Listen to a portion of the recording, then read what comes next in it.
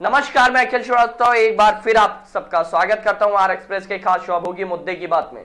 और आज का मुद्दा होगा शिक्षा नीति बदली, हालत नहीं। जी हां, जिस प्रकार से शिक्षा के स्तर को पटरी पर लाने के लिए सरकार ने दावे किए थे, आखिर वो दावे जमीनी स्तर पर पहुंचे कि नहीं पहुंचे, ये सबसे बड़ा सवाल जरूर खड़ा हो रहा है। और उसी पर चर्चा करने के लिए आज हमारे साथ हमारे पैनल में मौजूद है सपा का पक्ष रखने के लिए राहुल निर्मल व भाजपा का पक्ष रखने के लिए अनूप गुप्ता जी। राहुल जी, क्या सवाल पूछना चाहेंगे सत्ता से?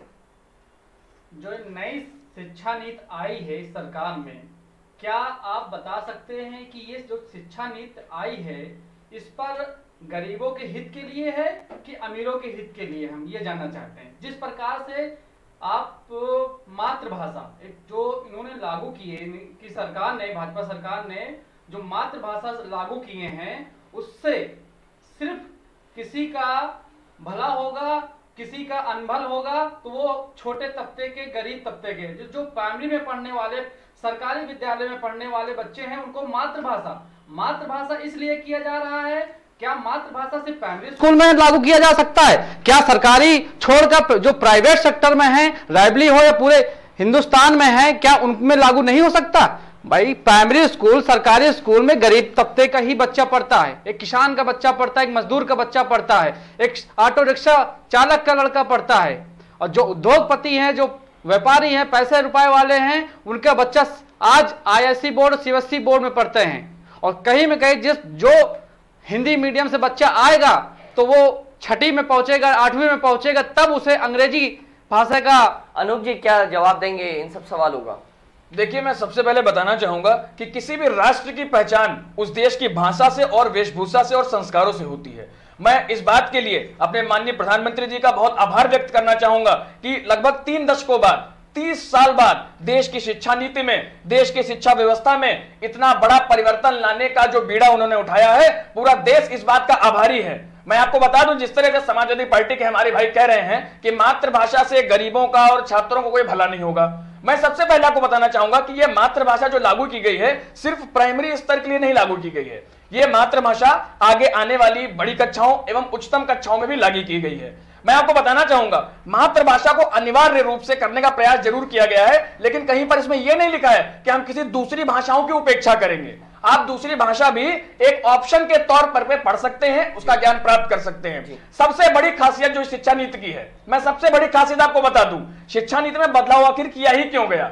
जैसे कि भाई साहब ने बताया कि प्राइवेट स्कूलों में पढ़ने वाले अमीर वर्ग के, बिजनेसमैन वर्ग के बच्चे वो अंग्रेजी पढ़ते हैं, जो गरीब बच्चे हैं जो सरकारी और प्राइमरी विद्यालयों में पढ़ते हैं वो हिंदी पढ़ते हैं। इसी गैप को जो बीच में जो खाई आ रही है, जो दूरी आ रही है, इसी को दूर करने के लिए नई शिक्षा नीति को लाया गया है। और इस बात का भी प्रावधान किया गया है कि जो प्राइमरी स्कूल हैं और जो सरकारी स्कूल हैं, इनके बीच के जो स्तर है, जो शिक्षा का स्तर है, इसकी खाई को दूर किया जा सके। इसलिए मैं जो आपको बता दूं, मैं जो प्राइवेट स्कूल है उनमें फीस को ले लिया जाए या फिर किसी भी चीज को ले लिया जाए, सारे तरह के नियम नहीं लागू करने का प्रयास किया जा रहा है। आप शिक्षा नीति को पढ़िए, आप शिक्षा नीति को पढ़िए। सबसे पहले उसमें लिखा हुआ है कि जो मनमानी फीस लेते हैं प्राइवेट स्कूल वाले, जिससे गरीब वर्ग के बच्चे, फीस बिल्कुल नहीं। आप जाके आज ये जो पढ़ने की मातृभाषा की बात हो रही है, मातृभाषा की बात आपको बता रहा हूँ, मेरी बात सुनिए, मैं आपको मातृभाषा की बात ही बता रहा हूँ। तो इसमें कहीं ये नहीं कहा गया कि आप अंग्रेजी नहीं पढ़ सकते, आप बांग्ला नहीं पढ़ सकते। 3 भाषा अनिवार्य की गई, 3 भाषा अनिवार्य गई। क्षेत्रीय भाषा, सुनिए,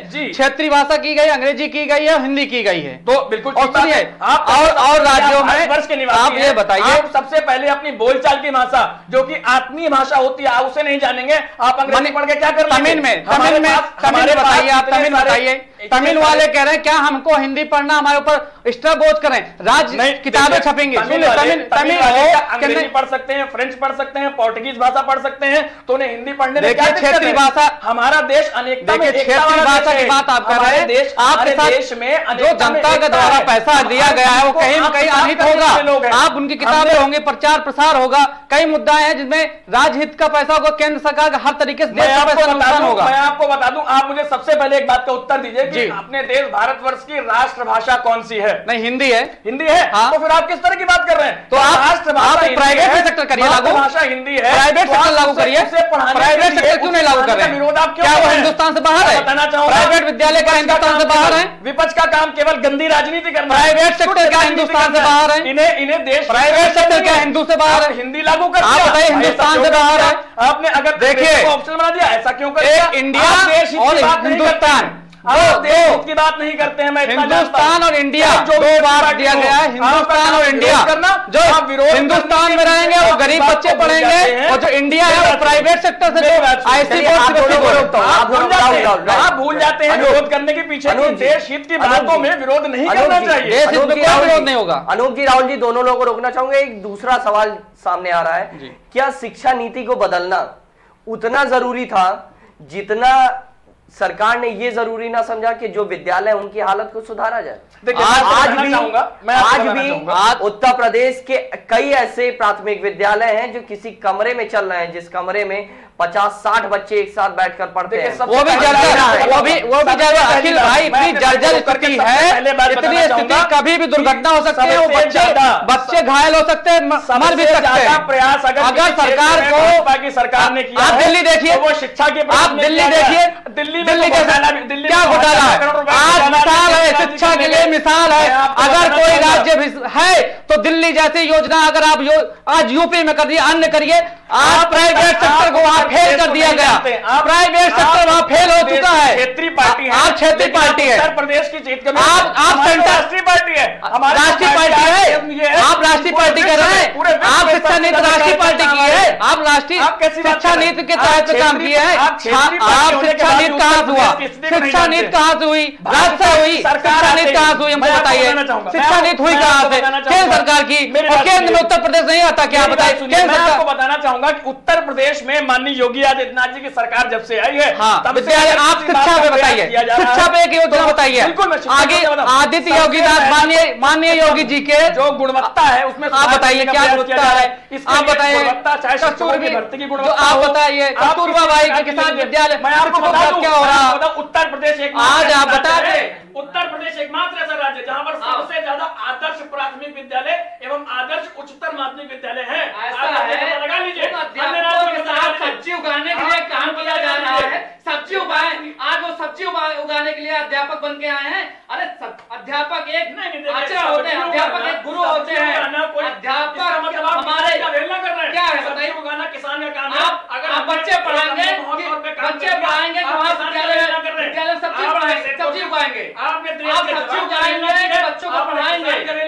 आपने शिक्षा की अवहेलना की, कोई नहीं किया है। तुच्छ राजनीति आप वहाँ पढ़ाती, ऐसा है अवहेलना करना जानते हैं। आवाज देश करके आप बीजेपी से जवान आवाज दबाने का काम कर रहे हैं, आवाज दबाने का काम कर रहे हैं भाई साहब, और कुछ नहीं कर रहे हैं। गलत तरीके आप सब्जी उगाने का काम क्यों? आप बताइए शिक्षा को सब्जी उगाने के लिए क्यों किया गया? वो एक प्रेरणा के तहत क्या प्रेरणा बताइए? वृक्षारोपण करना, वृक्षारोपण सब्जी के लिए, वृक्षारोपण ठीक है, सब्जी उगाना बताइए, सब्जी उगाने का आपसे नहीं आया? सब्जी उगाना बीएसए लिखित नहीं आदेश दिए? एक बात बताइए, सरकार का आदेश तो नहीं है? अगर बीएसए कौन का, बीएसए किसके आदेश है? शासन की तरफ से ये आदेश आया था। अनूप जी, शासन की तरफ से ये आदेश आया था जिसको बीएसए ने पारित करने के लिए बात कही है। कितने बीएसए ने पारित किया? आपने कितने? मैं रायबरेली की बात कर रहा हूं, मैं रायबरेली की ही बात कर लेता हूं। आप जिस प्रकार से बताया, मैं रायबरेली की बात कर, रायबरेली में एक लेटर जारी हुई, एक प्रेस विज्ञप्ति जारी हुई, जिसमें इस बात को दिया गया कि जो शिक्षक हैं वो अब अपने विद्यालय में सब्जी उगाएंगे। सब्जी नहीं, आप जनगणना कराएंगे। क्या कराएंगे अध्यापक से? एक अध्यापक से जनगणना कराएंगे और समझाना चाहिए। उसे आप विद्यालय का बच्चा जो होता है वो किसान का बेटा होता है, वो श्रमिक का बेटा होता है। अच्छा, और अध्यापक क्या करेगा? अध्यापक बच्चों को पढ़ाएगा जब हर तरीके से आप उसे पोलियो के लिए भेजें। आप ये योजना लगाइए, आप जाके घर घर जनगणना करिए, और आंगनवाड़ी कार्यकर्ती के रूप में उनको बना दिया गया। शिक्षक कम हो गए जिस सरकार से, किसने कहा शिक्षक कम हो गए? आप बताइए। अच्छा बताइए, सरकार तो घोटाले करके, आपकी सरकार भ्रष्टाचार मानते हैं हमारे स्कूल, हमारी सरकार थी, सुनिए भाई साहब, हमारी सरकार थी, भाजपा की सरकार ने शिक्षा मित्रों के साथ क्या किया बताइए? शिक्षा मित्रों के साथ क्या किए? आप बताइए, शिक्षा मित्रों का बहुत बड़ा मुद्दा आप बताइए। हमारे शिक्षक मित्र भाई कितने लोग जान दे रहे हैं लखनऊ में, जिस प्रकार से उनके साथ लाठीचार्ज की गई है। अध्यापकों के ऊपर आप अध्यापकों के ऊपर लाठी चलवाएंगे भाई साहब, अध्यापकों के ऊपर लाठी चलवाएंगे? बताइए, आप भी पढ़ के आए होंगे अध्यापकों के साथ, वो आपको भी शिक्षा दिए होंगे, क्या वो आप पढ़े लिखे नहीं है? कहाँ अध्यापक? सब सरकारी अध्यापक नहीं थे। आपने मतलब है कि जितने अध्यापक है, जितने अनुदेशक है, जितने सच्चे में तो भरपाई नहीं, वो सफाई है, वो सफाई है। आप कह दीजिए आज इस चैनल के माध्यम से बोल दीजिए कि आज यूपी में जितने अध्यापक है वो सफाई है। आप बोलिए, आप यही कह रहे हैं ना? अभी बोले आप वो सफाई है, वो सफाई आप बोल रहे हैं। अरे वो आप शिक्षक है, वो बच्चों को पढ़ाने वाले हैं। आप बताइए, आपको पढ़ाए, हमको पढ़ाए, आड़ में अपनी गंदी राजनीति कर कोई नहीं हुआ। अध्यापकों की आड़ लिया, आप उनके घर की रोजी रोटी, उनके परिवार को छीना है, उनकी रोजी रोटी छीने हैं, उनकी रोजी रोटी छीनी है। आप परिवार पालन पोषण बर्दाश्त नहीं, आप क्या जानेंगे परिवार का पालन पोषण? आप क्या जानेंगे पालन पोषण? जिस प्रकार से एक शिक्षा मित्र था, अपने परिवार का पालन पोषण कर रहा था, आज क्या होगा? मित्रों को निकाल तो दिया नहीं गया। अच्छा, आपके छल किया गया, उनके साथ छल किया गया।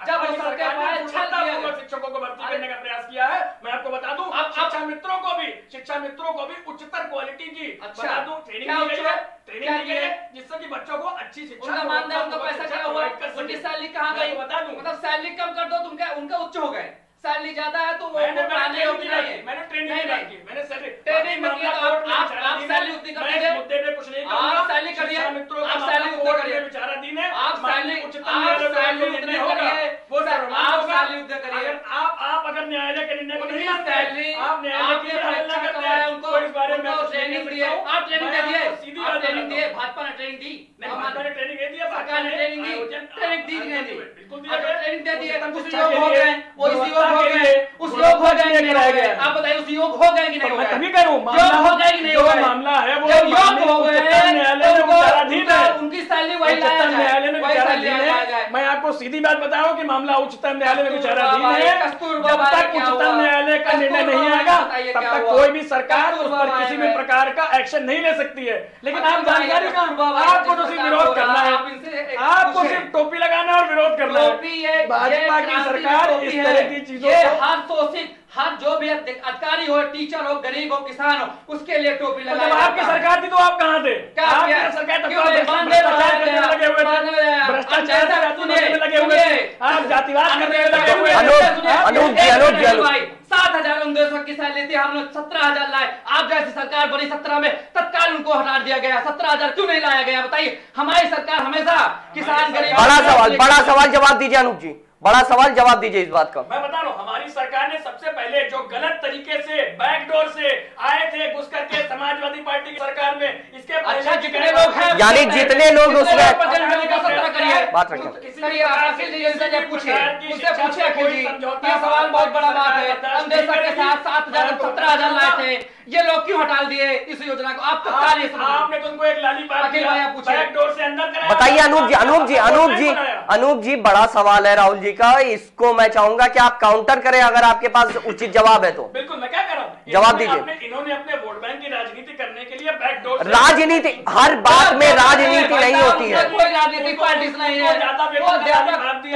यही काम इन्होंने शिक्षा मित्रों के साथ किया। हमारी भाजपा की सरकार किसी का अहित नहीं चाहती। शिक्षा मित्र भाई साहब होगा, वो शिक्षा मित्र अध्यापक आज सफाई हो गए, भाजपा के पैनल से बोला जा रहा है।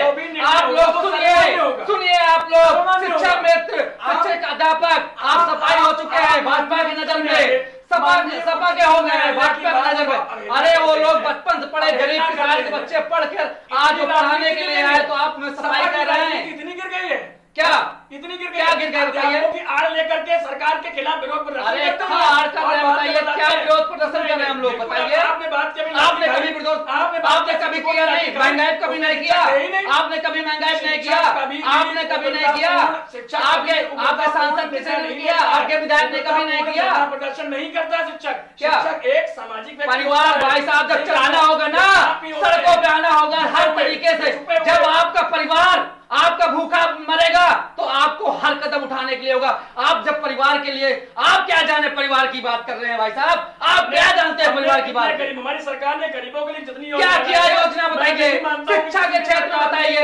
शिक्षा के क्षेत्र में माननीय राष्ट्रीय अध्यक्ष अखिलेश यादव ने हर गरीब के हाथ में एक लैपटॉप पकड़ाया। आज उस कोरोना काल में हर गरीब का घर बच्चा ऑनलाइन पढ़ाई कर रहा है। लैपटॉप को पकड़ा करके आप सभी छात्रों को डीएम तो बनवा नहीं दिए। अरे सभी छात्रों मतलब वो गरीब बच्चे, आज वो गरीब, आप क्या पकड़ा रहे? देखिए भाई साहब, आप डीएम की बात कर रहे हैं। लॉलीपॉप देने से कुछ नहीं, वो लॉलीपॉप था, वो लॉलीपॉप था। आप बताइए, वो लॉलीपॉप था। शिक्षा के अरे गुणवत्ता को बढ़ाना, आपने स्तर में शिक्षा के प्राइवेट फीस की स्कूलों की मनमानी जैसा करना, गरीब बच्चों का वजीफा तक का नहीं दे पा रहे हैं, वजीफा नहीं दे पा रहे हैं, वजीफा नहीं दे पा रहे हैं। अरे घसीट लेना, उन बच्चों को प्रोत्साहन था, वो प्रोत्साहन था भाई साहब, प्रोत्साहन था, प्रोत्साहन था, उन गरीब बच्चों का प्रोत्साहन था। आज किसान का बच्चा लैपटॉप लिए घूम रहा, आज मजदूर का बच्चा लैपटॉप लिए घूम रहा है, जिसकी हैसियत नहीं थी कभी खरीदने की। भाई साहब, आज क्या बात कर रहे हैं? आज पूछिए उनसे, आज जो गरीब का बच्चा आज ऑनलाइन पढ़ाई कर रहा, माननीय राष्ट्रीय अध्यक्ष अखिलेश यादव की देन है। और बता दे, वजीफा देते थे, प्रोत्साहन देते थे, बच्चे पढ़ते थे। देखिए और लड़कियों के लिए 20,000 रुपए कन्या विद्या धन दिया जाता था। भाई साहब सुन लीजिए, आप बताए क्या करते हैं, आप क्या किए शिक्षा के विषय में? आप जर्जर व्यवस्था है शिक्षा आपके यहाँ जब आज एलटी बताइए, एलटी भर्ती नहीं कर पा रहे हैं। आज जब एक एक करके बात रखिए ताकि जो दर्शक है वो आप लोगों की बातों को सुन सके। लगातार सवाल और जवाब बराबर चलने चाहिए। आपकी सरकार में कोई भी कार्य किया जाता था, कोई भर्ती होती थी, वजीफा दिया जाता था, कुछ भी होता था तो आगे जाति देख के किया जाता था। कोई जात नहीं, आप बता दीजिए ना, आप किसके लिए करें? आप बताइए, आप एक योजना बताइए, सबका 3.5 साल आप बताइए, सबका साथ सबका विश्वास कर रहे हैं, आप योजना बताइए, आप बताइए ना। आप गरीब शिक्षा के क्षेत्र में क्या कर रहे हैं भाई साहब? गरीब महिलाओं की आप बताइए, शिक्षा के क्षेत्र में क्या हो रहा है? आपकी एक योजना बताइए। नई शिक्षा नीति इसीलिए लाई गई है। अच्छा, पहले आप लिपा पोती, अरे राज्य सरकार द्वारा बताइए छात्रों के साथ क्या हुआ, आज बताइए क्या हो रहा है? बड़ी बात आपसे कह दी कि आज उत्तर प्रदेश एकमात्र ऐसा राज्य है पूरे भारत में जिसमें सबसे ज्यादा आदर्श विद्यालय हैं। आदर्श विद्यालय आपकी सरकार में थे? बिल्कुल नहीं थे। क्या आदर्श बताइए? माननीय योगी आदित्यनाथ जी आदर्श क्या विद्यालय बताइए? अभी आपने जर्जर भवनों की बात है, जर्जन है। दूसरी चीज पॉइंट नंबर 2, गुणवत्तापूर्ण शिक्षा और गुणवत्तापूर्ण शिक्षण पाए शिक्षक। आप देखिए ऐसा है, वो सुनिए, सपा की गवर्नमेंट थी, आप तो एक शिक्षा नहीं पढ़ पाए भाई साहब। आप क्या बात करते हैं? आप बताइए, एलटी बताइए, एलटी बताइए, माध्यमिक शिक्षा चयन बोर्ड बताइए, माध्यमिक शिक्षा बोर्ड से बताइए आपने क्या कर दिया? सपा की सरकार ने 62,000 किसकी देन है? किसकी देन है 62,000? अरे भाई साहब शर्म करिए, अखिलेश यादव जी की देन है। आप क्या बात कर रहे हैं भाई साहब? आप इसका मतलब आप जमीनी स्तर पे काम नहीं कर रहे हैं, आप फीता करने के लिए आप फीता काट रहे हैं। भाजपा की सरकार ने 3 लाख नौकरियां देने का काम किया है। आप बताइए, भाजपा की सरकार ने आपने कई करोड़ की बात किया था, करोड़ों की बात किया था, सत्ता पाने के लिए करोड़ों की बात की थी। भ्रष्टाचार शून्य है, मैं आपको बता। अच्छा ठीक है, भाजपा की भ्रष्टाचार। अखिल जी मैं एक सवाल पूछूंगा। हाँ ठीक है, अखिल जी एक सवाल शांतिपूर्वक से जी। जब आप कह रहे हैं सही से हो रहा, कोई भ्रष्टाचार नहीं हो रहा है, आपकी पुलिस एसटीएफ उन किन नकलचियों को पकड़ रहे हैं? किन नकलचियों को पकड़ रहे हैं? आप देखेंगे जितने नकलची। देखिए मैं सवाल रख रहा हूँ, अनूप जी राहुल जी का सवाल मैं रख रहा हूँ। राहुल जी, अनूप जी आप सुनेंगे सवाल तभी जवाब आएगा। एसटीएफ किसको पकड़े? घोटाला नहीं हो रहा? सवाल सीधा सा एक है कि अगर आपके यहाँ कोई घोटाला नहीं हो रहा है तो मामले कोर्ट में लंबित क्यों हो रहे हैं? पहला सवाल। दूसरा सवाल, अगर जिस प्रकार से जैसा कि आपने कहा कि 100% गुणवत्ता के साथ शिक्षा परखी जा रही है, तो फिर आखिरकार क्यों ऐसे सेंटर पकड़े जा रहे हैं? क्यों ब्लैकलिस्ट किए जा रहे हैं वो वाले सेंटर? दूसरा सवाल, आपके जितने दावे हैं, कितने दावे खरे हैं, ये आप स्वयं जान रहे हैं। अब आप पहले सवाल का पहले जवाब देंगे, फिर मैं आगे बढ़ता हूं। आपने बात की मामले कोर्ट में लंबित क्यों है? देखिए किसी भी प्रकार का कोई भी शासनादेश यदि आता है उसके तहत चीजें होती है। देखिए कुछ तो यानी आप मान रहे हैं कि शासन की तरफ से यह आदेश आया होगा कि भर्तियां रोक दीजिए? सीधी सी बात यही है। आप ये जब शिक्षक को बता रहे वाजपेयी हैं, शिक्षक हमारे भाजपा ही हैं। आप शिक्षक आप बोले, अब बोले आप कैमरा में चल रहे हैं, लाइव कैमरा में चल रहे हैं भाई साहब, लाइव कैमरा में। सवाल पे आता हूँ अनूप जी बताएं। देखिए मामले कोर्ट में लंबित अवश्य है, उसमें कहीं ना कहीं देखिए बात यह है कि विपक्ष की राजनीति के उकसावे जो छात्र हैं, आप देख रहे हैं कितनी बेरोजगारी है, पुरानी सरकार द्वारा कितनी बेरोजगारी पैदा की गई थी, भाजपा सरकार को अरे पहले नहीं, आप 3 साल बता दीजिए, आप बता दीजिए, शिक्षा के लिए एक काम बता दीजिए। सुनिए, आप पहले ध्यान सुनना सीखिए, आप सुनते नहीं है, सुनना सीखिए पहले। आप लोग देखिए पहले बात सुनिए, आप मेरी बात सुनिए। बोलने का मौका देते भाई साहब, मुकदमा लिखवाते हैं, जो सही बोलता मुकदमा लिखाते हैं। पत्रकार आज पत्रकार देख लीजिए भाई साहब, पत्रकार भी स्वतंत्र रह गया, पत्रकार भी आज हाथरस में आप बताइए देशद्रोह लिखेंगे, आप पत्रकारों पर देशद्रोह लिखेंगे। हाँ बताइए, फतेहपुर में कपड़े उतार के पानी में कूदना पड़ता है, आप तानाशाही चला रहे हैं, तानाशाही। आज चौथी आंख हैंडल नहीं होती है, सपा चौथी आंख है, सपा सुन लीजिए, प्रेस चौथी आंख है, प्रेस करना। आप हमारे पत्रकार महोदय कितने हैं, डरते हैं, देशद्रोह लगाते हैं, देशद्रोह। अच्छा हाथरस में क्या हुआ, आज की पेपर उठाइए, हाथरस में क्या हुआ? हाथरस की जांच सीबीआई को एसआईटी टीम को सौंप दी गई। देशद्रोह कैसे लगा दिया? मैं अपराध पे आप दोनों को रोक रहा हूं, अपराध पे कोई भी चर्चा नहीं होगी। आप मुद्दे पे आइए, ना अनूप जी आप जवाब दीजिए। अनूप जी आपका जवाब, अनूप जी आप पानी लीजिए। अनूप जी आप जवाब पे आइए, आप हमको जवाब दीजिए कम शब्दों में। बिल्कुल जी शासनादेश आया, अब उसके बाद इतने ज्यादा अभ्यर्थी इसमें थे, 69,000 शिक्षक भर्ती जी, सभी चीजें सरकार के द्वारा बहुत बढ़िया तरीके से फॉलो की गई जी। अब उसके बाद विपक्ष ने जो छात्र बता दूं उत्तीर्ण हो गए या किसी कारणवश अपनी लिस्ट में नाम नहीं निकला पाए, विपक्ष ने गंदी राजनीति सोची, क्या गंदी बनाना, क्या बना ले। आप बताइए, जो असफल कैंडिडेट थे उनको उकसा दिया धीरे से कि भैया फला केस कर दो, फला केस कर दो। सुनिए ये भर्ती फंसी हुई है, बता दूं ये भर्ती जो फंसी है छात्रों को छात्रों के लिए क्या किए, सिर्फ छात्रों के लिए क्या किए, छात्रों के लिए क्या किए, एक योजना बताइए, आपको बताता हूँ, एक योजना बताइए जो छात्रों के हित में। आपको बताता हूँ, आप बताइए छात्रों के हित में। मैं दूसरी बात आपको बताता हूँ, क्या शिक्षा चल रही है भाई शिक्षा साहब की बात कर रहा हूँ मैं। आप तो शिक्षा से बहस ही नहीं कर पा रहे, तो भाग रहे हैं, क्योंकि आपने क्या किया, आपने सिर्फ लॉलीपॉप बांटे। चलिए ठीक है, राहुल जी, अनूप जी, दोनों लोग को रोक रहा हूँ, अनूप जी दोनों लोगों को रोक रहा हूँ। अनूप जी का जवाब मैं राहुल जी तक पहुंचाना चाहूंगा। राहुल जी, अनूप जी ने ये कहा कि शासनादेश में वही मामले लंबित किए गए हैं, हालांकि जो भी इन्होंने विपक्ष के ऊपर आरोप लगाया वो जैसा भी हो कि बरगलाने की बात पर। अनूप जी एक बात आप भी समझिए, छात्रों को बरगलाया गया जिस वजह से उन्होंने। अनूप जी सड़कों पर क्या आप उनको सपा के नेता देख रहे हैं या सड़कों पर आप उनको शिक्षक देख रहे हैं? दो सवाल। नजरों में एक चाहे माध्यमिक शिक्षा हो चाहे प्राइमरी होती है, छात्र अपनी मांगे रखते हैं, उनका कहना है कि हमारे अध्यापक हैं वो सिपाही हैं जो बैठे हुए हैं। ऐसा है सन 2022 में यही शिक्षा समाजवादी पार्टी की सरकार बनाएंगे, यही शिक्षा देखिएगा, आप देखिएगा, हमने आप देखिएगा भाई साहब, मैं आपको एक बात आपको भाई साहब को रोकना चाहूंगा, एक बात कहूंगा। हाँ बोले, सुनना है। मैं आपको बता दूं आपकी सरकार ने किया क्या। आपकी सरकार, सुनिएगा, ध्यान से सुनिएगा, आप सुन नहीं पाते हैं, पहले सुनिए।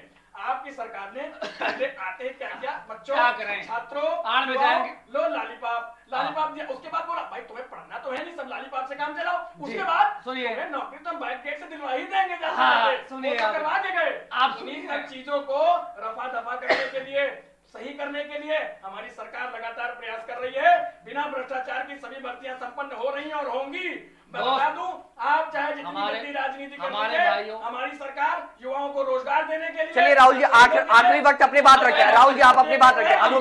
अनूप जी राहुल जी बात रखें। जितने छात्र सपा गवर्नमेंट में जी, आप सब सुन रहे हैं लाइव, भाजपा की मानसिकता सुन रहे हैं। लैपटॉप मिल रहा है तो आपको लॉलीपॉप पकड़ाएं। आप सुनिए, आपको कन्या विद्याधन मिला, लॉलीपॉप मिला, शिक्षक हैं तो भाजपाई हैं। सुन लीजिए भाई साहब, आप बोले हैं, सुन लीजिए, आपको मैंने शिक्षकों को बोल रहे हैं भाई साहब, गुरु माना है और वो किसी पार्टी से संबंध नहीं होते कभी। बाय रिकॉर्ड हो चुका है, बाय रिकॉर्ड हो रहा है। चेक कर सकते हैं बिल्कुल। लाइब्रेरी में आरएसपीएस सबसे बड़ा एक्सप्रेस है और शिक्षक सुन चुके तो यहाँ भी आपने शुरू कर ऐसा वो सुन लिए, यहाँ भी गंदी रात सुन लिए कितने लोग। चलिए मैं आप दोनों लोगों को रोकना चाहूंगा, आप दोनों लोगों को रोकना चाहूंगा, दोनों लोगों को रोकना चाहूंगा, दोनों लोगों का शुक्रिया अदा कर रहा हूँ। 22 में माननीय राष्ट्रीय अध्यक्ष अखिलेश यादव सीएम बन के आ रहे हैं। युवा बदल गया है, युवा बदल गया है, हवा बदल गई है। भाई साहब अखिलेश यादव माननीय राष्ट्रीय अध्यक्ष जी उत्तर प्रदेश के मुख्यमंत्री बन के आ रहे हैं और आज नौजवान सड़क पे है, उनके साथ छल किया है। एक नौकरी। दोनों लोगों का शुक्रिया अदा करना चाहूंगा, दोनों लोग हमारे साथ मौजूद थे और खासा एक चर्चा हुई। पक्ष विपक्ष पर गंदी राजनीति का आरोप लगा रहे। वहीं अगर बात की जाए विपक्ष की, तो विपक्ष भी इस बात को रख रहा है कि आखिर जिस प्रकार से ये राजनीति का रूप दिया जा रहा है वो कहीं ना कहीं लोगों के लिए बड़ी चीज सामने आ रही है। धन्यवाद। युवा गुजरता है उधर जमाना गुजरता है।